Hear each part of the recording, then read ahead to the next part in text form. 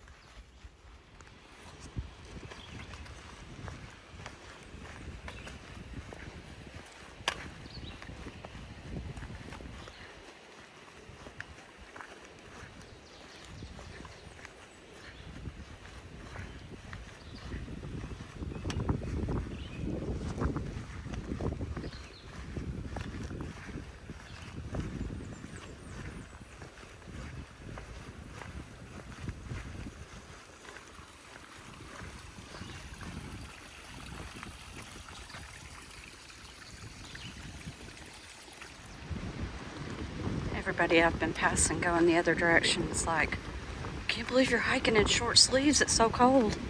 And it's true. I was so cold last night. Oh my gosh, it was ridiculous. I didn't sleep. It was so cold. But I get hot when I hike, so, you know. Yep, short sleeves. I think that I am headed toward, what does this say? Hightower Gap.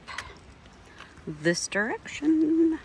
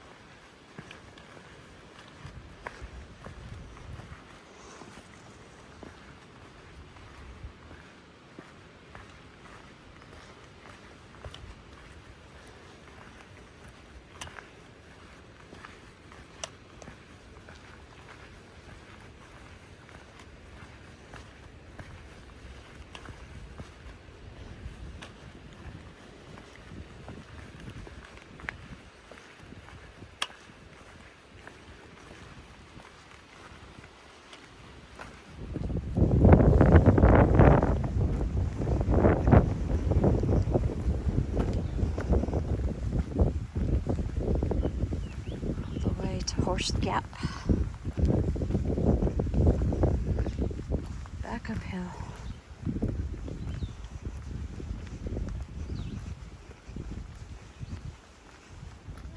I got this going on and that going on. So this is Heather, and this is Judy. Judy and Jacob and Max, right? Yeah. I remembered.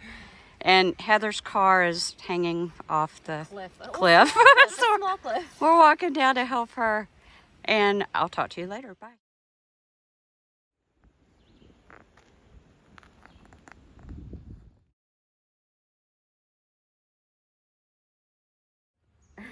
There's always things that are going to come up before you go on any trip, whether it's a hiking trip or a cruise or whatever. In my case, I was frantically searching for my hiking hat, and I couldn't find it anywhere. Where's my white collarless shirt from Fred Siegel? It's this one. and my husband actually found it under the car. I like it because you can fold it up really small, and it's vented on the sides. I think, yeah, right there. And it's really comfortable. It's a comfortable hat, and I love it, but I couldn't find it. So, I mean, you know, and that's just one thing. The next thing was we were putting together the cooking system, the jet boil. I was sold a jet boil. I had bought something else. Don't laugh. Don't point fingers. I got a canister at Walmart, and then the little the top connector part to it, and all I didn't have was the pot. But I mean, it was, you know, it worked like a charm. It's just that it was heavy. The canister was heavy. The little top part wasn't. It was fine. So I had gone back to REI, and the guy was like, well, look at the jet boil because it's a lot lighter. And I was like, whoa, this is really nice, because, you know, it comes in this nice little set that folds up inside your pack. Really nice. So I loved it. You know, there's this, open it up and your little canister fits inside, which is really awesome. And then it's got the burner and the stand on the inside. So the night before I was getting ready to leave, I was like, oh, you know what? I haven't set that thing up and turned it on to make sure it works. There's no leaks and all that kind of stuff. I need to do that. So I got this out and I opened this up. I pulled this off. And I was like, this isn't making sense to me. What am I looking at here? And I was like, does this come off? And I pulled it and I was like, What does it do? Do? Yeah, what's it for? Well, nothing. I mean, that's the beauty of it. it's a dummy. It doesn't do anything. It's just for show. And I'm like, you know, the dude could have told me I needed to buy a canister. I thought it came with one. I thought, how awesome is that? It comes with a canister. No, it doesn't come with a canister. You have to buy it. So there I was at the last hour with my neat little lightweight cooking system without a canister. And I was like, crap, what am I gonna do? What am I gonna do? I can't run up there at 10 o'clock at night, they're closed. And I had my pack about as heavy as I wanted it, but I didn't have a choice. I took the plastic lid off. I took all this stuff out. I got this heavy ass thing, stuck it inside, folded that up, and put it in my pack. It's the only choice I had. So I will tell you that this and one that size, there's a big difference in weight. So anyway, I wasn't happy about that, but it is what it is. And I learned a valuable lesson. Everything that you do in life will teach you a valuable lesson, or it should. And this did. Make sure and check out your gear ahead of time. There is your lesson for today. So I'm going to put all this stuff back in. Okay, the next thing is I had a sleep system. And I was sold the Nemo like egg crate pad. It folds up. A lot of people have those. Thing is, most people, or I think a lot of people, have those and put the inflatable sleeping pad on top of that, and then put their quilt or sleeping bag or whatever on top of that. I was sold the pad and a GR20 blanket that's supposed to be rated for 20 degrees quilt, and got out and set up my tent and got everything ready on Hawk Mountain Sunday night. and the temperature dropped down to 35, 36 degrees with a wind chill of 28.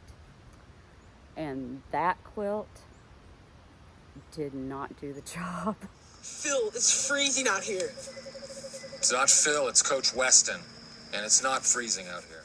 Yes, I froze to death. I put on every article of clothing I had. I put on my puffy coat, which was really awesome, by the way. I like the puffy jacket. I put on both pairs of socks, my leggings, my pants, 2 shirts, my beanie, but I couldn't get my feet warm. And so I put my mittens on my feet. Oh my gosh, I didn't sleep. I did not sleep. So the next morning,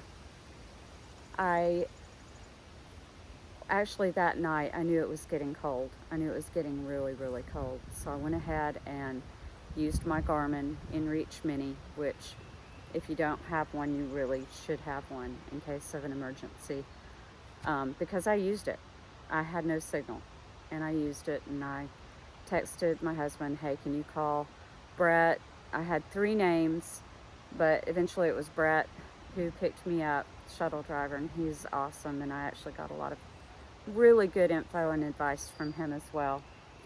So I was going to try to go to Horse Gap, but given the amount of time that it took me to get up Hawk Mountain, and it took me longer than it normally does on all my hikes, so I was like, just someone to pick me up at Hightower Gap. And originally it was Dale that was going to pick me up at 3 o'clock.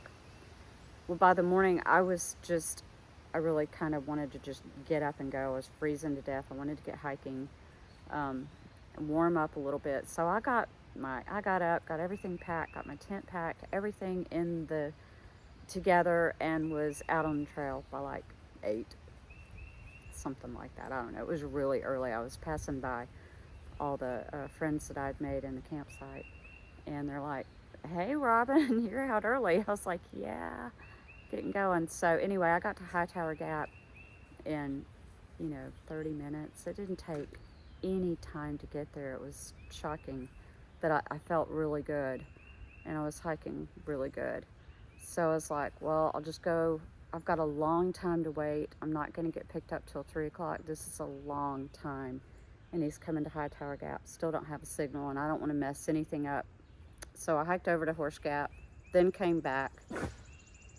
I know, that was stupid, but whatever. I got some miles in. That's really all I was looking for. Met Jennifer, who got her car stuck off a cliff. Daisy, who got her car stuck, and so and a couple other guys that we met, Max and Jacob, we kind of hiked down there to see if we could help her, and no, came back up, and I waited at Hightower Gap, and eventually got picked up by Brett. So end of story is I total mileage put in, including off trails and stuff like that, going down to get water, blah blah blah, was about 13.5 miles, and I'm super proud of that. I am. I have no complaints. I would have gone farther, and I actually think that I would have stayed on trail had I had a better sleeping system. Honestly, if I could have been warm and had a good night's sleep, I would have stayed. But lesson learned, lots of important lessons learned, and this is a first step. Even Brett was like, you did the right thing. Nobody has to hike the same thing. What are you barking at? You want my company? You need attention. Nobody has to hike the same hike. I keep hearing hike your own hike, and I get it. You don't have to hike the AT in a day. And for me, it'll be a lot of section hikes, and I'm totally okay with that. And I'm super proud of what I did. Super proud. So, there you go.